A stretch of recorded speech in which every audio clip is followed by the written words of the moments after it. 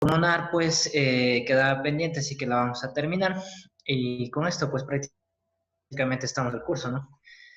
Así que va a ser una charla breve. Yo creo no voy a ahondar más allá de 20 minutos. En sí, la, la, la temática es una temática importante, la lesión renal aguda, que más antes la considerábamos o la nombrábamos como insuficiencia renal aguda, casi no. Ahora en la actualidad ya no se lo utiliza, ¿no?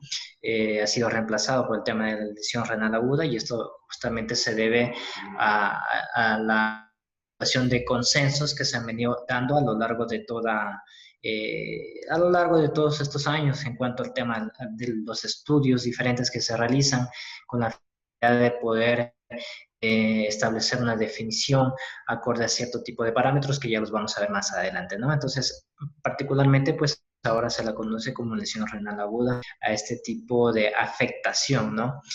Por lo general, la lesión renal aguda es multifactorial, ¿sí? No necesariamente tiene que estar dañado el tema del riñón como tal, ¿no? Es decir, que no tiene que haber una afectación en cuanto al tema intrínseca del riñón, que ya lo vamos a ver más adelante, sino que puede ser multifactorial y debido a múltiples situaciones que igual las vamos a analizar. Acá el objetivo de esta charla es poder identificar en este caso cuando estamos frente o cuando mi paciente está atravesando con una lesión renal aguda y poder estadificarla, ¿no? Eso se lo va a realizar a través de la revisión de diferentes consensos que en este caso nos ayudan a justamente a estadificar la lesión renal aguda por la que está atravesando mi paciente, ¿no?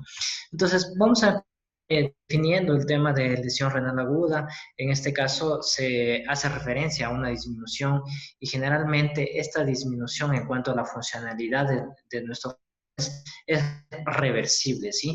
Y obviamente se va a ver afectada en este caso la tasa de filtración glomerular. En este caso, es muy importante poder en primera instancia captar o diagnosticar esta lesión renal aguda con la finalidad de justamente poder revertir el tema de la función renal. Es decir, que nuestra obligación en este caso es realizar un diagnóstico oportuno con la situación de poder revertir el tema de la disfunción que obviamente va a alterar la tasa de filtración glomerular. Entonces, ¿qué es lo que tenemos que hacer en primera instancia para poder nosotros encasillar o decir, ¿saben qué? Este paciente está cursando con una insuficiencia aguda. En primera instancia, hay dos cosas muy puntuales. El tema de la bulimia acá juega un papel muy importante. Entonces, en primera instancia, lo que tenemos que hacer es verificar si mi paciente no se encuentra hipovolémico o si en este paciente no se encuentra con disminución en cuanto al volumen circulante, ¿no? Que ustedes ya conocen cuando se suscita ese tipo de circunstancias, pues va a conllevar a que haya una hipoperfusión renal, es decir, que no llegue suficiente cantidad de hacia nuestros riñones y eso se va a ver reflejado en una insuficiencia renal aguda o como la conocemos en sus siglas en inglés como AKI, ¿no? Entonces, en primera instancia, cuando vayamos a encasillar o poder establecer un diagnóstico de una injuria renal aguda, hay que percatarse de esto, de que la bulimia de mi paciente no se vea afectada y en este tipo de situaciones, por ejemplo, igual ya la vamos a conversar más adelante, si veo que mi paciente está hipovolémico o que hay una disminución en cuanto al tema del volumen circulante de mi paciente, en primera instancia tengo ajustar toda esta cuestión del volumen y de esta manera poder ver si con esto pues los valores de azuados se normalizaron, pues a la larga ya no es eh, haciendo mucho hincapié en poder estadificar el tema de la injuria renal aguda. Y otro tipo de circunstancias especialmente que tenemos que conocer antes de poder estadificar a mi paciente con alguno de los estadios de la insuficiencia renal aguda es poder establecer si es que ese daño renal está dado por problemas obstructivos, ¿no?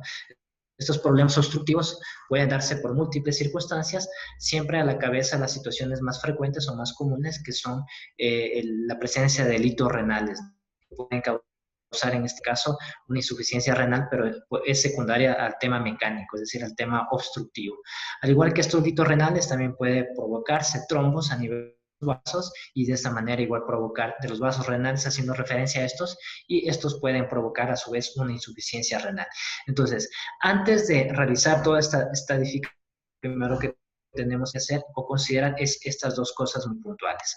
Primero, establecer la volemia de mi paciente, si es que a lo mejor no hay una volemia faltante en cuanto a la circulante, y otro poder establecer si no se trata de un proceso obstructivo. Y obviamente tratar de reponer estas dos noxas que serían la causa de insuficiencia renal y de esta manera poder revertir si es que se suscita alguna de este tipo de circunstancias. Como todo en medicina, pues toda enfermedad o toda alteración fisiopatológica, en este caso, tiene su noxa, ¿no? O tiene su origen. Entonces, en ese tipo de circunstancias siempre hay que identificar el mismo para poder corregirlo. Como les mencioné, pues previamente el deber o la iniciativa de poder establecer un diagnóstico oportuno en cuanto a la injuria renal aguda es poder revertir ese daño, es decir, no... no dejar que se perpetúe mucho más ese daño renal y que mi paciente necesite por A o B circunstancias en diálisis, ¿no? O en un reemplazo renal, en este caso, que sería con el tema de la hemodiálisis, diálisis peritoneal, bueno, dependiendo del entorno de mi paciente. Entonces, esa es la obligación nuestra como médico, poder encasillar, primero diagnosticar, segundo estadificar y tercero solucionar, si es que existe, si es que se puede solucionar en algo la probable noxa de mi paciente terminó en una injuria renal aguda y de esta manera darle el tratamiento oportuno para poder evitar que esta insuficiencia renal aguda se convierta en una insuficiencia renal crónica y de esta manera mi paciente termine con terapia dialítica en ese tipo de circunstancias. Si hablamos que se va a convertir pues de por vida, ¿no? Ahora, en cuanto a la insuficiencia, a la injuria renal aguda, a lo largo de la historia de esta patología como tal, han venido siendo evaluados cierto tipo de criterios, ¿no? O cierto tipo de guías, si quieren así mencionarlo, o criterios para estadificar, en primera instancia, un diagnóstico de la injuria renal aguda y segundo, poder estadificar en qué etapa de injuria renal se encuentra mi paciente. Entonces, es por esta razón que en primera instancia manejaban el tema de la estadificación denominada RIFLE, cuyas siglas pues hacen referencia a riesgo, a injuria, que en este caso vendría a ser la lesión renal, la F que hace referencia al fallo, que en este va a ser pues el fallo renal, la L que hace referencia a la pérdida ya de la funcionalidad renal como tal. Finalmente, pues cuando ya se encuentra el daño establecido, es decir, la enfermedad renal terminal. Entonces, a eso hace referencia el tema de RIFLE, que es para poder especificar en este tipo estadificar en este tipo de circunstancias la injuria renal que se encuentra atravesando mi paciente. Posterior al tema de RIFLE, se han venido con el tema de los diferentes estudios, metaanálisis que se hacen a lo largo de estos estudios muy complejos para poder mejorar o para poder cambiar en algo estas guías, pues posterior a ello salió las guías que en este caso hace referencia, o el término aquí hace referencia a la red, a una red integral, en este caso, de lesión renal aguda. Y salieron la estadificación CADIGO, que igual pues es en este caso el tema o sus siglas en inglés hacen referencia en español a la mejor global en cuanto a los resultados de la injuria renal. Entonces, a la larga, esta estadificación es la que se está utilizando en la actualidad y la que en este caso es recomendada, ¿no? Pero haciendo hincapié a todo esto, pues ha pasado a lo largo de todas estas revisiones, en primera instancia por la revisión RIFLE, posteriormente por la revisión AKIN y finalmente por la revisión CADIGO. Entonces, esa sería en sí la evolución o la historia en cuanto al estudio, estadificación de la injuria renal aguda, que ya vamos a ver más adelante, ¿no? Obviamente, todo esto tiene que tener que, a pesar de que hayan existido los cambios entre una y otra, estos cambios no han sido tan significativos o tan drásticos. Obviamente ha habido cambios en cuanto al valor de la creatinina, en cuanto a circunstancias del ritmo diurético, en relación a horas, pero prácticamente todos se enfrancan o son similares a pesar de que cada uno tiene su peculiaridad. Pero como les manifestaba previamente, hay dos puntales especiales dentro de toda esta estadificación, que son el valor de creatinina, que ya conocemos que es un azúcar de origen renal en este caso, y otro puntual importante en cuanto a la estadificación, haciendo referencia a todas estas guías, es el ritmo diurético, ¿no? Estos dos puntales son esenciales para poder nosotros diagnóstico de la injuria renal aguda y poder estadificar la misma. Es por esto que en este cuadro prácticamente se resumen las tres guías en estadificación o criterios de la injuria renal aguda, ¿sí? Entonces, en este caso, los criterios diagnósticos en cuanto al tema de la guía, lo que hace manifiesto es que va a existir una elevación de los niveles de creatinina mayores o iguales a 0,3 miligramos por decilitro, ¿sí? En su defecto va a elevarse un 50% el valor de la creatinina en las 48 horas, haciendo referencia a este 50% al valor basal de ingreso de ¿no? O eso en cuanto a los valores de creatinina. Eso en cuanto al tema de la estadificación aquí. Si ustedes pueden en cuanto al tema de la estadificación CADIGO, prácticamente es similar, solo cambia una circunstancia, que en este caso, esta elevación de creatinina de 0,3 miligramos por decilitro se va a suscitar en las primeras 48 horas. Y este 50% de la elevación de creatinina a su base, se puede esperar que se eleve hasta 7 días posteriores al incremento o al inicio de la injuria renal en este. Esa sería la variante en cuanto al tema de las horas y en cuanto al tema de la elevación de la creatinina. De igual manera, como les mencionaba, los dos puntales en este tipo de situaciones son el valor de creatinina y otro es el ritmo diurético. Entonces, en este caso, los criterios diagnósticos en cuanto hacen referencia a la KIN suscitan que la producción de orina en este caso va a ser menor a 0,5 ml por kilogramo en un lapso de 6 horas, ¿no? Y en cuanto a los criterios CADIGO, pues en cuanto a ritmo diurético prácticamente es similar a la KIN, ¿no? Eso en cuanto a criterios diagnósticos. Luego que hayamos establecido el diagnóstico de una injuria renal aguda, nosotros vamos a poderlos estadificar, ¿no? Es decir, vamos a poder, en este caso, entablar como una lesión, como un riesgo en el caso de rifle, como una injuria, como una falla, como el final de la enfermedad renal crónica, ¿no? Eso haciendo referencia al tema de la estadificación rifle. Y lo vamos a clasificar en este caso etapa 1, 2, 3 y posteriormente 4 y 5 haciendo referencia a que acá ya van a iniciar ya con el reemplazo o la terapia dialítica como. Pero eso haciendo referencia al tema de la estadificación aquí y CADIGO.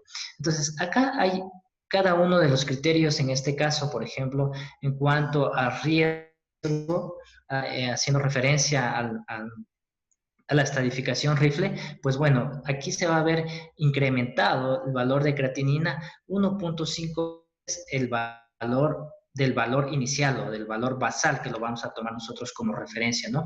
Y el otro criterio para poder decir que se encuentra en riesgo según esta estadificación es que el ritmo diurético en este caso va a ser menor a 0,5 ml por kilogramo hora, esto en un lapso de 6 a 12 horas. Es decir, que si mi paciente tiene una de las, yo lo estoy evaluando y en 6 horas o 12 horas como máximo veo que el ritmo diurético es menor o inferior a 0,5 ml por kilogramo hora, yo ya lo puedo encasillar en esas circunstancias como un riesgo, ¿no? En cuanto a la estadificación rifle.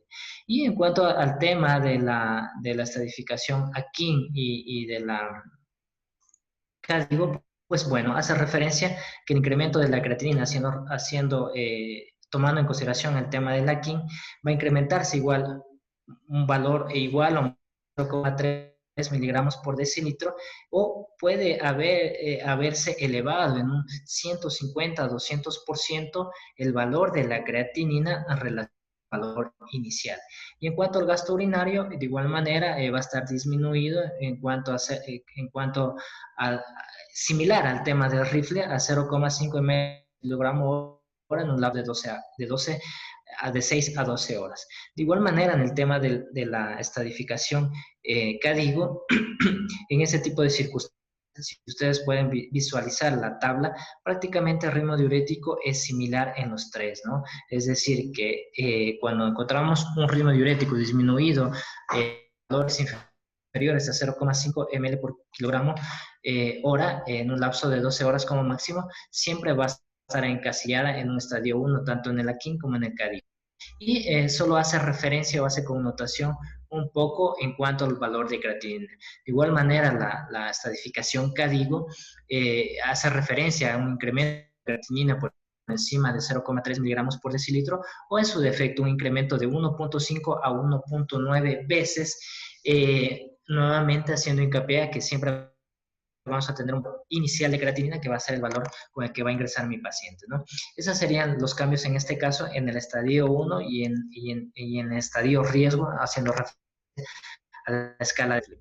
Ahora, frente al tema del estadio 2, en este caso el incremento de creatinina va a ser 2 veces por encima del valor inicial en referencia al rifle, y el gasto urinario va a ser menor a 0,5 ml por kilogramo hora, pero acá el tiempo ya va a ser de 12 a 24 horas. Por lo general, nuevamente, haciendo referencia a que en las tres estadificaciones el ritmo diurético no se modifica o es similar para las tres, mientras que sí se va a modificar en cuanto al valor de creatinina. En la estadificación aquí, la creatinina va a estar aumentada de un 200 a 300% de su nivel basal, mientras que el incremento de la creatinina en relación a la escala CADIGO va a estar aumentada de 2 a 2,9 veces el valor inicial o el valor basal. Eso en cuanto al estadio 2, en cuanto a KIN y en cuanto a CADIGO, y en cuanto a la INJU, tomamos como referencia la escala Rifle. Luego tenemos el estadio 3 y en este caso, si tomamos como referencia la escala Rifle, el fallo. En este tipo de circunstancias, la va a estar elevada 3 veces por encima de su valor normal, y el tema del ritmo diurético, en este caso vamos a poder encontrar ya anuria o una disminución de 0,3 miligramos por kilo de peso hora en un lapso mayor a 24 horas. Prácticamente en este tipo de circunstancias, nuevamente, el tema del ritmo diurético es similar a las tres escalas, y la única diferencia que vamos a encontrar es en los niveles de creatinina. En este caso, en la escala KIN, la creatinina va a estar aumentada por el 300% veces, en este caso, el valor inicial, mientras que en la escala CADIGO va a estar incrementada por encima de 3 veces su valor inicial. Es similar el tema de la estadificación también en este tipo de circunstancias, ¿no? Eso en cuanto a este tipo haciendo referencia al estadio 3, ¿no? Y finalmente, cuando ya tenemos prácticamente este estadio, haciendo connotación a la escala CADIGO y a la escala KIN, prácticamente ya se puede suscitar o pensar en que mi paciente va a iniciar o va a necesitar en este caso un reemplazo dialítico, obviamente tomando otro tipo de circunstancias o consideraciones, ¿no? Pero ya es en ese tipo de circunstancias en donde ya se debe decidir la posibilidad de poder someter a mi paciente, sea bien a hemodiálisis o sea bien a diálisis peritoneal, obviamente teniendo otras consideraciones como la parte cardíaca, ¿no? Para poder elegir entre las dos opciones, ¿no? Y posteriormente tenemos acá el tema de haciendo connotación a la escala Rifle, tenemos en este caso la P, que prácticamente ya necesita un reemplazo renal, y el final, pues el ENT, que hacía referencia a la enfermedad renal terminal, y que también necesita ya, pues en este tipo de circunstancias, un reemplazo renal definitivo, ¿no? Esto en cuanto a las escalas, si se la podría denominar así, que me van a dar los criterios como fueron los primeros que numeramos, y posteriormente cada una de las estadificaciones que hacen referencia siempre o toman en consideración siempre el valor de creatinina y el ritmo diurético que tiene en este momento mi paciente, ¿no? Ahora, nuevamente haciendo hincapié que a las normas CADIGO, que obviamente son las que realmente son las más utilizadas y las recomendadas, pues hacen referencia en cuanto al diagnóstico, ¿no? Aumento de la creatinina sérica por encima de 0,3 miligramos por decilitro en el lapso de 48 horas. O creatinina sérica elevada, 1.5 más, ¿no? Que puede elevarse 1.5 veces más al valor inicial del ritmo diurético como tal debe ser inferior a 0,5 ml por kilogramo durante un lapso de 6 horas para poder encasillarlo como una injuria renal aguda. Ahora, en cuanto a la etiología, prácticamente la injuria renal aguda puede ser multifactorial, es decir, no necesariamente va a tener como consecuencia el tema del daño renal como tal.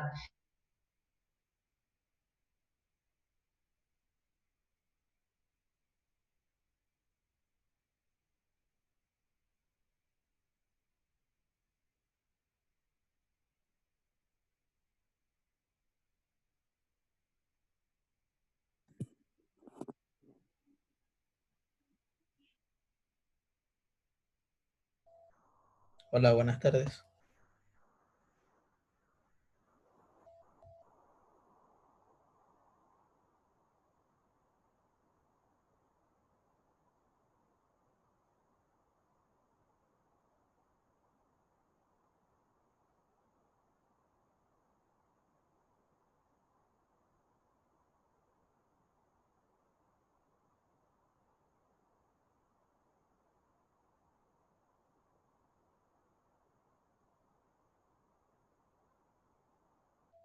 Hola, buenas tardes.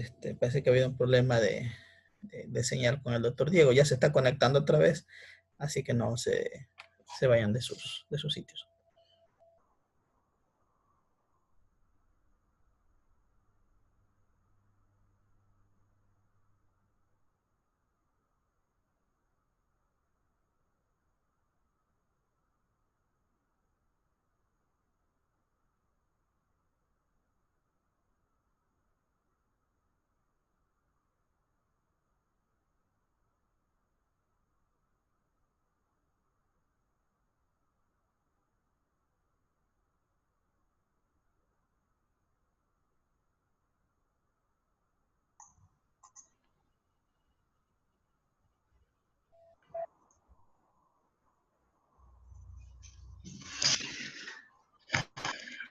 Hola, mil disculpas, que tuve un pequeño problema con el tema de mi conexión.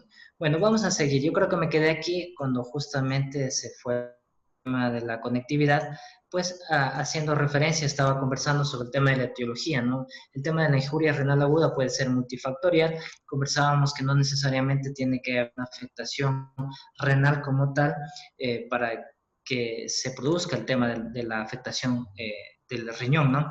Entonces, conversamos que muchas de las veces incluso puede haber afectación cardíaca y esta afectación cardíaca pues me va a conllevar a una injuria renal. También puede existir situaciones como estado de choque, que era lo que conversaba, independientemente del tipo de choque que tenga mi paciente, que a la larga me va a producir una hipoperfusión renal y esto va a verse traducido en una injuria renal.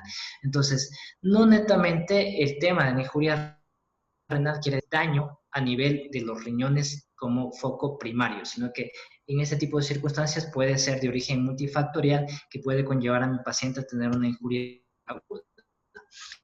Dándole una breve reseña al tema de la etiología, la injuria renal puede ser prerrenal, puede ser renal intrínseca o puede ser postrenal.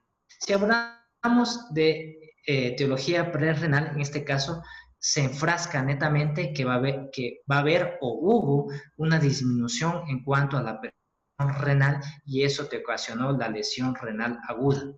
Si yo me enfrasco en cuanto al tema de la lesión renal intrínseca, quiere decir que la patología está enfrascada ahí, a nivel de los riñones. Es decir, que puede haber daño netamente de los vasos, en este caso renales, puede haber daño de los glomérulos renales o incluso de túbulos intersticiales, es decir, que el daño está establecido a nivel del riñón.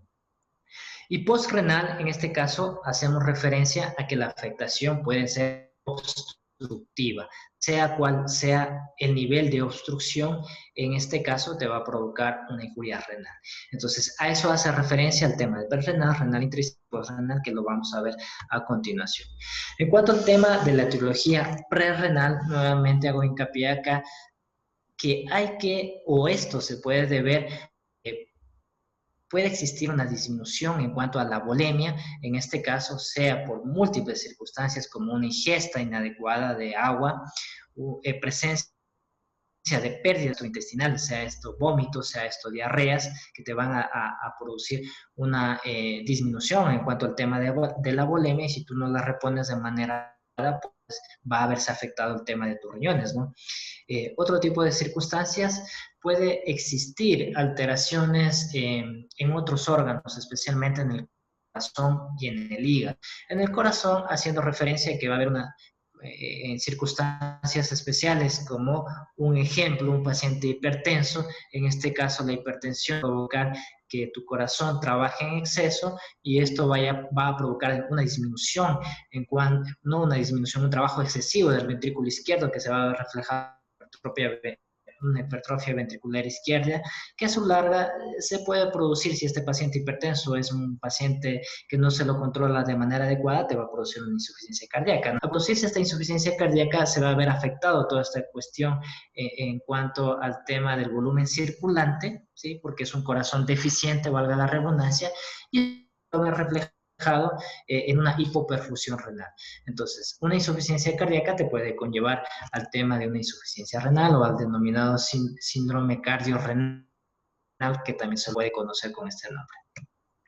Otro de los órganos que puede tener afectación, y esta afectación de este órgano te puede conllevar a que tú tengas una enfermedad, es el tema del hígado, ¿no? Entonces, muchas de las veces en pacientes cirróticos, cuando ya están prácticamente en un estadio avanzado con lesión portal, pues muchos de estos van a tener como consecuencia la presencia de un síndrome hepatorrenal, y esto también te va a tener como consecuencia una hipoperfusión y te va a conllevar a una injuria renal de origen prerrenal, pero esto es debido a la patología de base.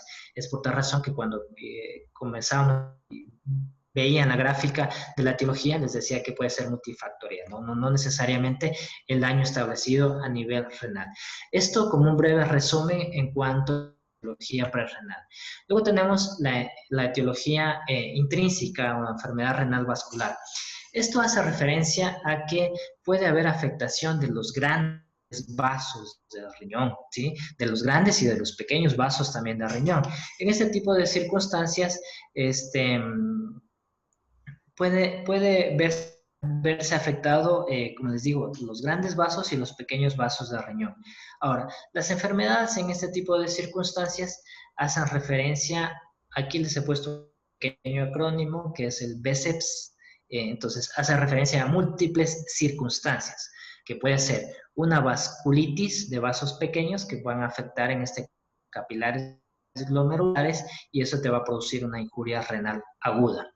Puede deberse a enfermedades ateroescleróticas que también te van a causar una injuria renal aguda. Puede deberse a enfermedades que causan anemia, en este caso hemolítica, angiodisplásica, y también puede deberse a síndromes, en este caso de microangiopatía trombótica, ¿sí? Todo lo que tiene que ver con afectación en cuanto a la luz de estos vasos. Estamos hablando de los vasos renales. Puede deberse a emergencias hipertensivas, que en este tipo de circunstancias, si no se controla de manera adecuada estas emergencias hipertensivas que están encasilladas dentro de las crisis hipertensivas como tal, pues puede conllevar a que tu riñón sufra daño, y en este caso hay que manejar esto de manera puntual, o que en este caso sería la noxa, ¿no? Presencia de púrpura trombocitopénica trombótica también te puede causar una insuficiencia renal aguda o una injuria renal aguda, perdón, y los síndromes urémicos hemolíticos también pueden conllevar ese tipo de circunstancias. Eso en cuanto a las enfermedades de los pequeños vasos, pero también puede verse afectado los vasos grandes en cuanto al volumen circulante que llega al riñón, ¿no? En ese tipo de circunstancias puede verse afecto o puede provocarse un infarto de la arteria renal que puede ser provocado a su vez por una disección aórtica y esto te va a conllevar a una injuria renal aguda, ¿no? Puede provocarse un tromboembolismo sistémico, tromboembolismo de estos grandes vasos y eso te va a provocar un infarto renal, ¿no? Y puede verse provocado también que en muchas de las circunstancias puede existir aneurismas a nivel de los vasos renales, los cuales pueden estar accidentados y eso también te va a producir una depresión de volumen como tal, llevar a una injuria renal aguda. Eso en cuanto al tema de los grandes vasos. Luego tenemos el tema de las alteraciones renales o la etiología postrenal. En ese tipo de circunstancias, pues habíamos conversado que puede haber afectación en cuanto al tema de mejor dicho, las afectaciones postrenales pueden ser primarias o secundarias. Son primarias en el caso de que son idiopáticas, es decir, no están asociadas a una enfermedad cívica, por lo tanto son propias del riñón como tal. Y las secundarias en este caso pueden ser, mejor dicho, están asociadas a enfermedades sistémicas, por ejemplo, paraneoplásicas, pueden ser inducidas, afectación renal inducida por fármacos, puede haber circunstancias, enfermedades autoinmunes, enfermedades reumatológicas, no multisistémicas, y ven como un blanco en este tipo de circunstancias a riñón, y esa va a ser la etiología de la probable injuria renal. Entonces, acá tenemos un patrón nefrítico, que en este caso sería una nefritis proliferativa, y también tenemos un patrón, en este caso no sería no proliferativa, ¿no? Entonces, eso en cuanto a este cuadrito que hace relación a los patrones urinarios y a las enfermedades renales sugeridas por patrón. Entonces, por ejemplo, la presencia de hematuria con presencia de glóbulos rojos dismórficos, presencia de cilindro de glóbulos rojos y algunos grados variables de albúmina hacen referencia a un patrón proliferativo, ¿sí? El tema del patrón proliferativo, como lo hacía mención, tiene un patrón, si por así podríamos denominarlo, de características nefríticos, ¿no? Entonces hablamos en este caso de una glomerulonefritis proliferativa, dentro de este ejemplo, nefropatías que tienen que ver con situaciones autoinmunes y alguna serie de vasculitis igual y como enfermedades de porcentaje mayoritario, en este caso enfermedades autoinmunes, ¿no? Luego tenemos, por ejemplo, otro patrón, que en este caso va a ser la presencia de albuminuria intensa con hematuria mínima ausente. En este caso ya hay proteínas, ¿sí? Esta es un caso de un patrón, en este caso nefrítico, que es un patrón no proliferativo. En este caso, ejemplos de enfermedades tenemos la diabetes, la amiloidosis, nefropatía membranosa, glomerulonefrosis focal o segmentaria. En este tipo de instancias, esta presencia de albuminuria o este patrón nefrótico no proliferativo, por lo general se asocia a proteínas o esa característica, y por lo general el rango nefrótico en este tipo de circunstancias va a ser con la presencia de proteínas por encima de 3.5 gramos en las víctimas, ¿sí? Entonces tenemos esos dos grandes patrones, nuevamente haciendo hincapié, un patrón nefrítico que en este caso va a ser proliferativo y un patrón nefrítico que en este caso va a ser no proliferativo. Patrón proliferativo nefrítico, por lo general asociado a enfermedades de carácter autoinmune sistémicas, y el patrón nefrótico no proliferativo asociado a enfermedades que hacen referencia al tema de nefropatía diabética, por lo general a la cabeza, y algunas enfermedades que afectan el glomérulo como tal, que por lo general pueden ser focales o segmentarias. Esto en cuanto a la etiología de los patrones. Referencia nuevamente el patrón prerenal, el patrón intrínseco y el patrón postrenal que lo estamos conversando. Ahora, dentro de todo este tipo de circunstancias, te van a manifestaciones clínicas que por lo general no son muy variables. La presencia del edema acá es fundamental, pero Ojo, sabemos nosotros de antemano, desde pregrados, ¿no? Que el edema no netamente hace referencia a afectación renal, sino que también puede haber referencia a afectación cardíaca, a afectación hepática. Hay que discernir bien esa presencia de edema, es decir, que hay que buscar el origen de ese edema como tal. La hipertensión arterial, acá juega un papel importante. La injuria renal, en primera instancia, o la primera etiología que te conlleva que tu paciente tenga una enfermedad renal es la diabetes, ¿no? Como segunda, la hipertensión arterial. Entonces, eso hay que tomar en consideración como una de las manifestaciones clínicas, no necesariamente pues obviamente no te va a decir, miren, yo tengo hipertensión, o sea, vengo cursando con una crisis hipertensiva o como tal, pero bueno, tenemos que hacer la medición para poderla encasillar, pero como decía, pues esta es la segunda causa de enfermedad renal crónica, ¿no? Y lo que nos va a encasillar un poco más es el tema del ritmo diurético. Muchos de estos pacientes tienen diurético disminuido o incluso a veces consultan ya cuando estos pacientes están en anuria, ¿no? En cuanto al tratamiento de este tipo de circunstancias o de la injuria renal, quiere enfocado al diagnóstico que nosotros vamos a hacer. Nuevamente, haciendo hincapié a todo esto, debemos de analizar si probablemente mi paciente esté cursando con una pérdida gastrointestinal, por ende va a tener una depresión de volumen. Lo que yo tengo que enfocar es tratar de reponer ese volumen y de esta manera contrarrestar el tema de la injuria renal aguda. Si se trata de obstructivo, pues prácticamente tengo que destapar esa obstrucción mecánica y de esta manera se resuelve el problema. Y así, secuencialmente, con las situaciones de enfoque diagnóstico renal, si es que es intrínseca o si es postrenal. En este tipo de circunstancias, cuando ya no se logra regular de manera pronta y oportuna, pues mi paciente puede requerir, en este caso, tratamiento dialítico de urgencia, ¿no? Entonces, nosotros tenemos, lo importante acá es discernir o tener en consideración cuándo mi paciente necesita diálisis, o esa es la gran pregunta, ¿cuándo mi paciente necesita diálisis? Entonces, para esto hay diferentes criterios.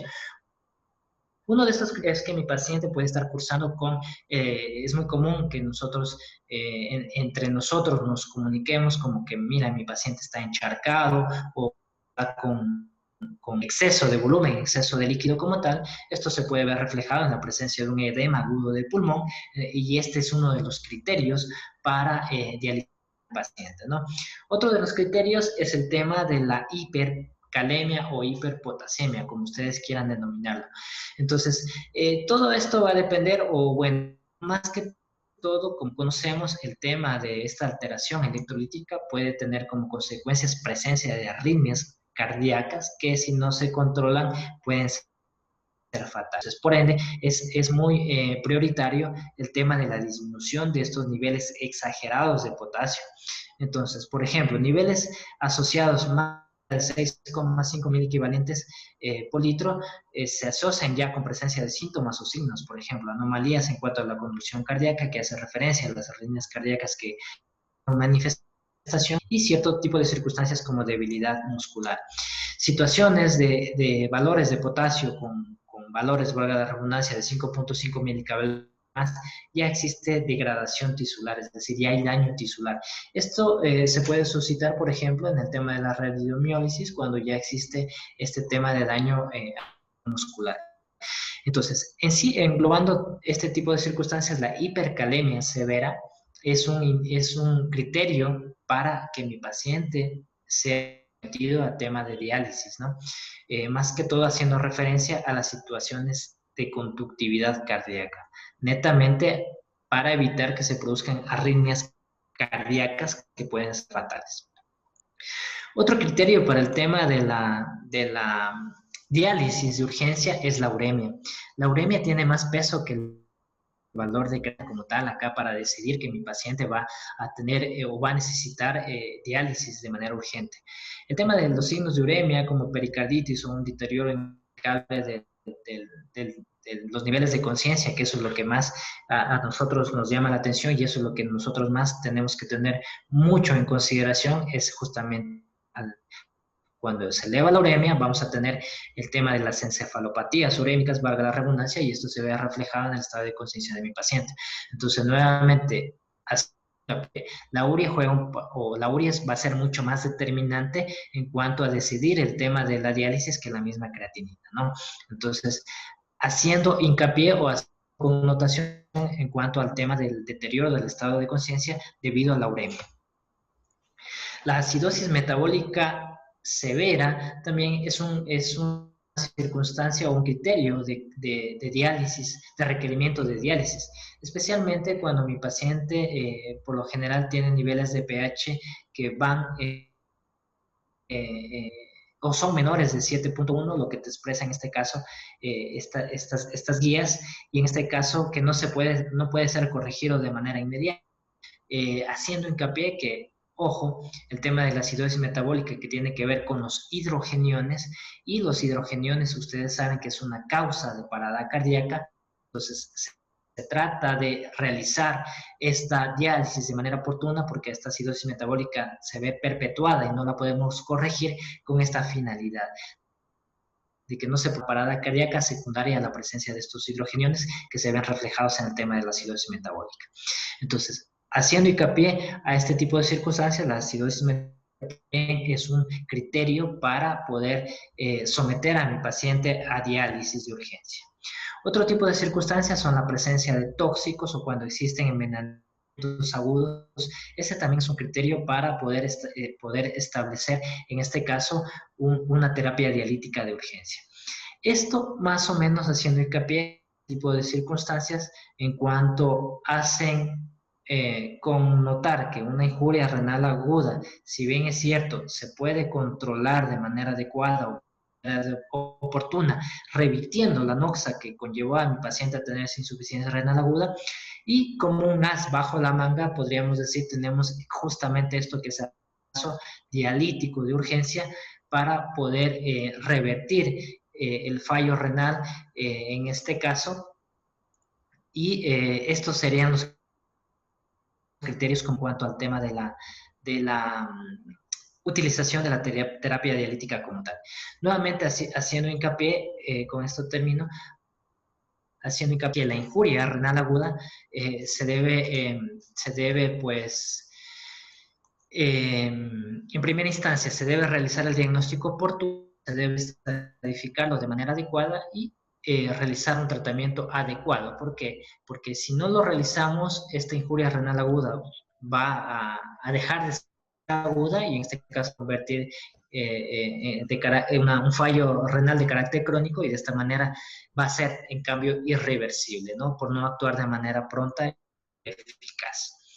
Eso es en cuanto a lo que puedo comentarles en referencia a la injuria renal aguda. No sé si tienen alguna duda o inquietud con referente a lo mismo.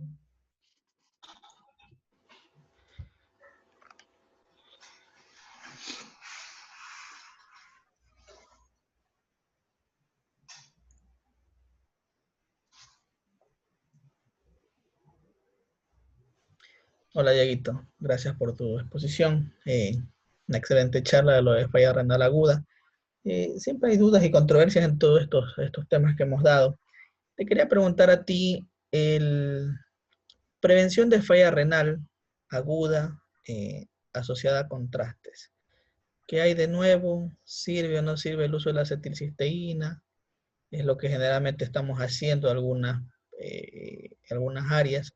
No sé qué experiencias tengas tú y con qué evidencia lo hacen allá en tu área de terapia intensiva para prevenir la nefropatía inducida por contraste.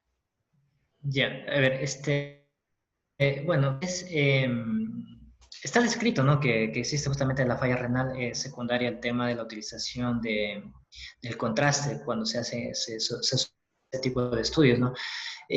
Siempre ha sido, creo que, una controversia el tema del uso de la acetilcisteína como tal, ¿no? Lo que sí está comprobado es el tema del manejo oportuno de la volemia, ¿no? Para poder evitar que se produzca justamente el tema de la injuria renal.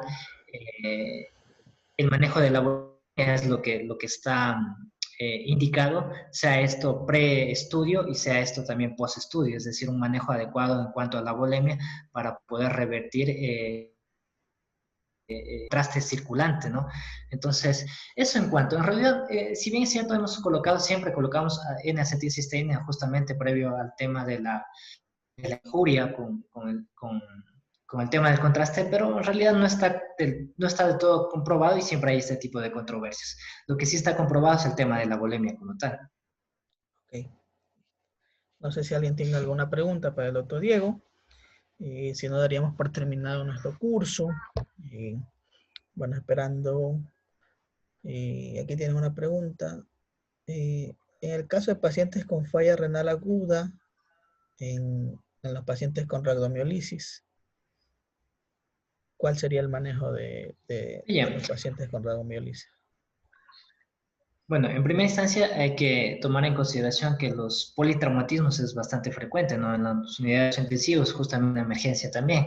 Entonces, por lo general, siempre estos pacientes terminan cursando con rhabdomiólisis.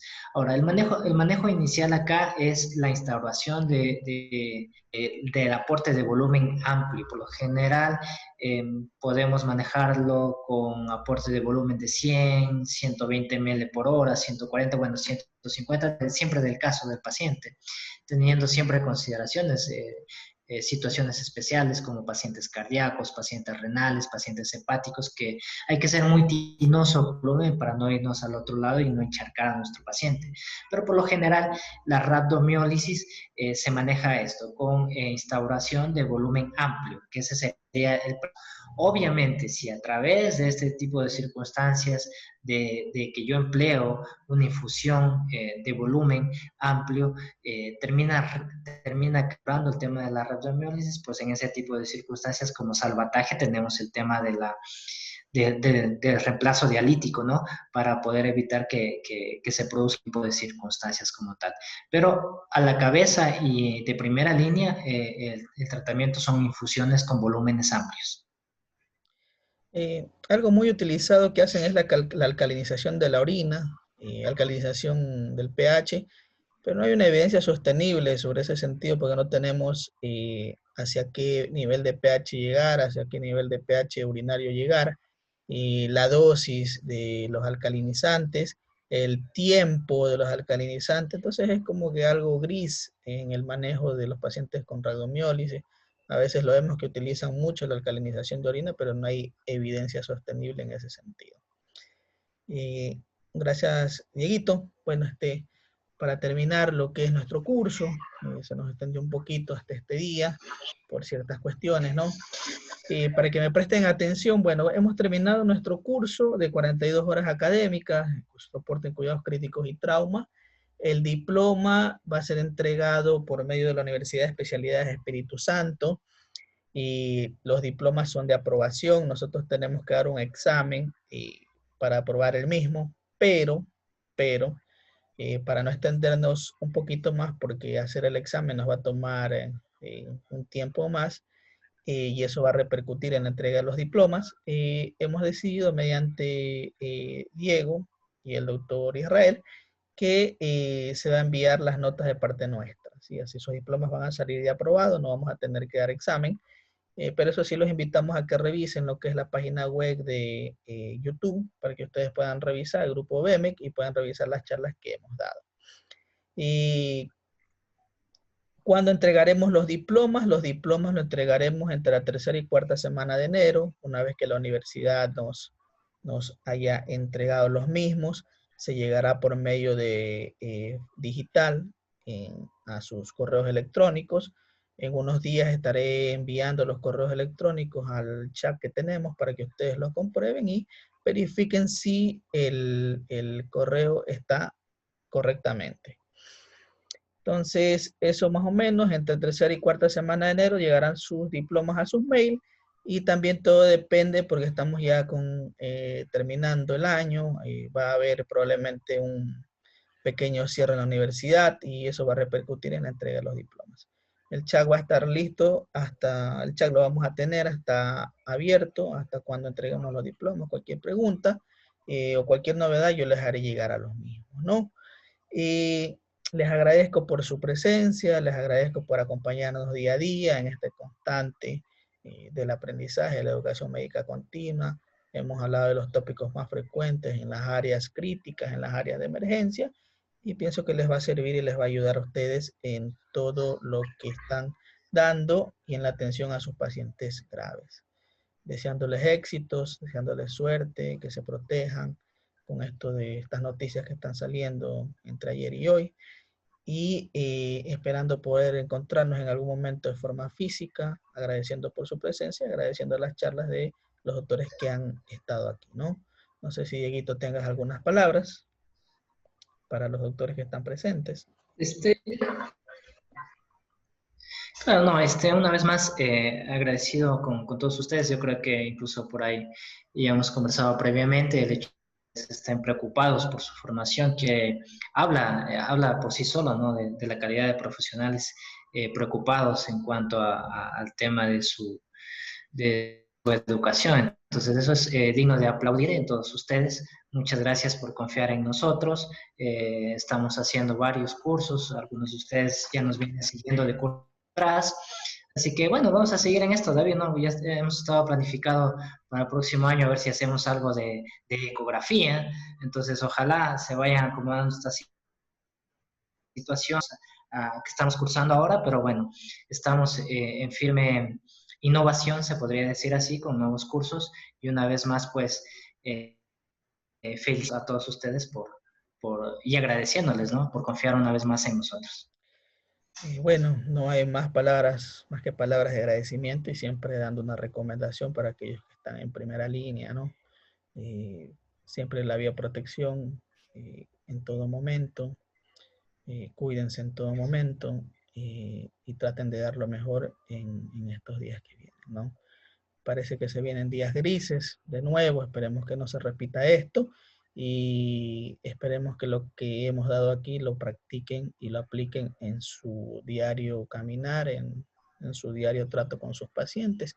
Y bueno, en algún momento esperemos encontrarnos físicamente y el año 2021 esperemos que sea un buen año y agradeciendo a todos su presencia y agradeciendo a todos los disertantes y a Dieguito también, ¿no? Que tengan una buena noche de parte mía y estaremos en contacto con el chat. A todos que tengan una feliz Navidad y un próspero año 2021.